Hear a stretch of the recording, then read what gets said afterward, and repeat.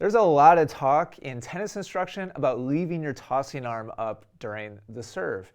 Well, how about when should we drop it? Instead of talking over and over and over again about make sure you keep your tossing arm up, how about an understanding of when the arm should come down and what's its purpose? Because you don't see high-level players hitting the serve with their tossing arm still up in the air, right? I've seen this before, unfortunately, with students. That's another story for another time. But when you watch high-level or professional players, their arm does come down and it tends to tuck in next to the body. Let's look at an example of that here with Holger Rune. And at this point in his motion, his arm is going up into his trophy pose.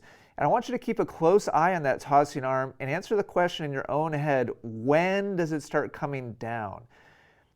What else is happening with his body and what else is happening when with his racket as his tossing arm starts to drop? And in my mind, as I study professional players, old school, new school, players who are known for their serve, and even players who aren't known for their serve, the connection, the relationship that I tend to see over and over again is this tossing arm starts to fall right about when the body begins to initiate its rotation around and up towards the ball. So just track that for me. And also that tends to coincide with when the racket starts to fall into the racket drop. So the tossing arm tends to fall right about the same time that the racket is falling into the racket drop. And let me just also connect the first two things. The racket tends to start to drop right as the body starts to rotate. All three of these things coincide together. The body initiating its rotation up towards the point of contact, the racket starting to fall into a racket drop position, and the tossing arm falling and beginning its kind of tuck in next to the body. All three of those things happen at around the same time. And the reason why there's this connection between the tossing arm dropping and the body rotating is these body parts are connected. So if the body wants to rotate to generate power and acceleration, which is the primary engine in a tennis forehand or a backhand or a serve, any kind of big accelerated motion in the sport of tennis or any other sport, happens from the use of the kinetic chain, the whole body working together in unison in the right order. And so if any part of that chain gets frozen or locked, then it inhibits the natural motion, or the motion that is most natural, is a better way of saying it, for the body to move. And so let's just say, hypothetically, that Holger, on this serve, he kept his arm in this position and then attempted to rotate his body around and swing the racket up. It would actively block the unwinding of his body, and it would block the extension and the reach of his arm and his racket up towards the point of contact.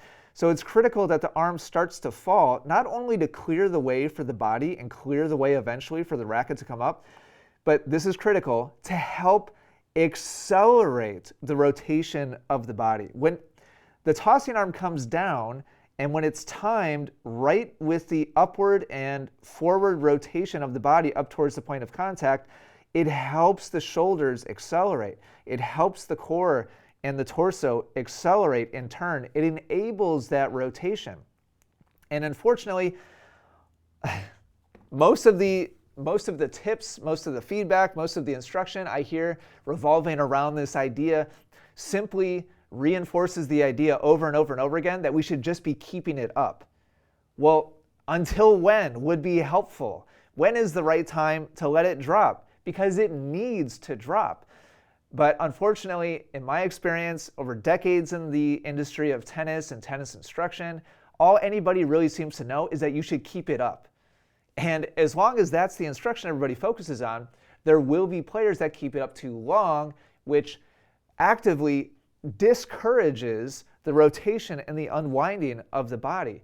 So please know that your arm serves, your tossing arm serves a really important role in the use of the kinetic chain, in the building of energy, in the acceleration of your body as it unwinds upwards and around forwards towards the point of contact. By the time Holger makes contact with this serve, look at where his chest is facing.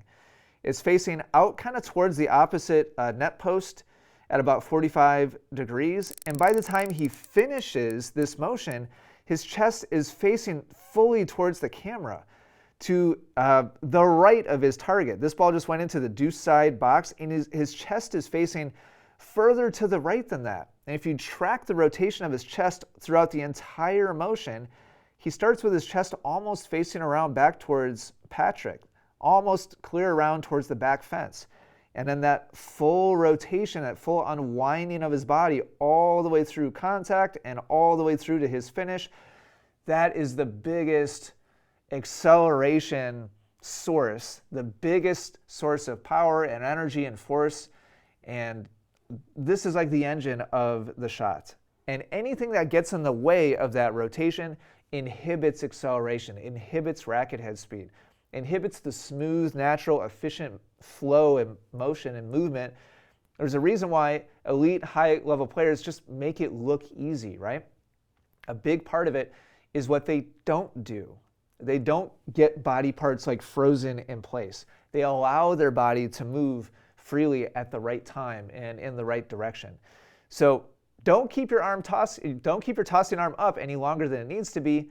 And the right time is when the body starts to turn. That's when the arms need to trade places, and the tossing arm stops being the high one and it transitions into a low position right at the same time that your racket arm goes from a low position and transitions up to a high position. And that's all enabled by the rotation of the body. You have to allow that to happen smoothly and naturally. For whatever it's worth, do people drop their tossing arm early? Is that a thing? Absolutely.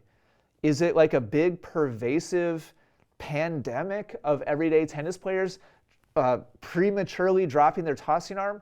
I don't see that. I really don't.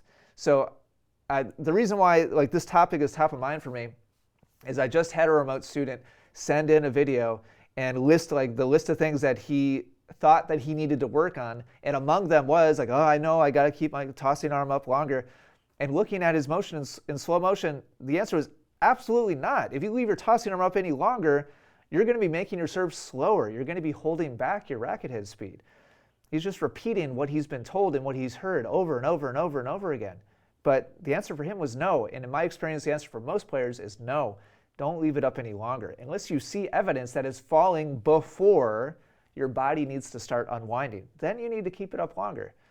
But in my experience working with thousands of players over the years, that actually happens very rarely. And yet it is emphasized ad nauseum. For some reason, it's just one of those repeated phrases that everybody assumes is important and true, but it might not be. How do you know for sure? You record your serve and you watch it back in slow motion. That's the only way to know for sure. But don't just assume, because everybody else says it, that you need to keep your tossing arm up longer. Hopefully this was helpful.